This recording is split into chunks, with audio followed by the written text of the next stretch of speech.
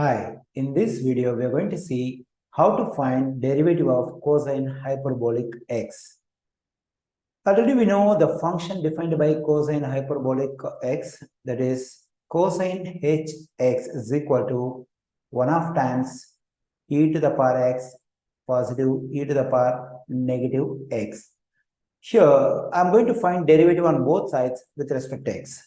When I find derivative on the left side with respect to x, I'll be getting derivative of cosine hx with respect to x, that is dx. Here on the right side, a constant 1 of is multiplied by the variable part, because here e to the power x, e to the power negative x, both the terms contain the variable x. In finding derivative, whenever a constant is multiplied by the variable, the constant to be kept as it is, and we have to find the derivative of the parts which contain variable. Okay, here when I find the derivative of e to the power x, it will be the same e to the power x positive. When I find the derivative of this e to the power negative x, it will be the same e to the power negative x. But here I have to do further derivative of this negative x by chain rule. So when I find derivative of this e to the negative, e to the power negative x, it will be the same e to the power negative x.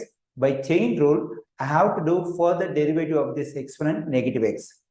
When I do derivative of this negative x with respect to x, it will be negative 1.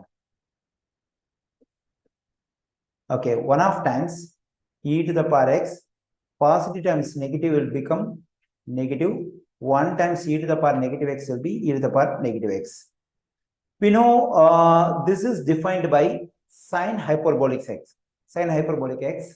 So instead of this one, we can write sine hx.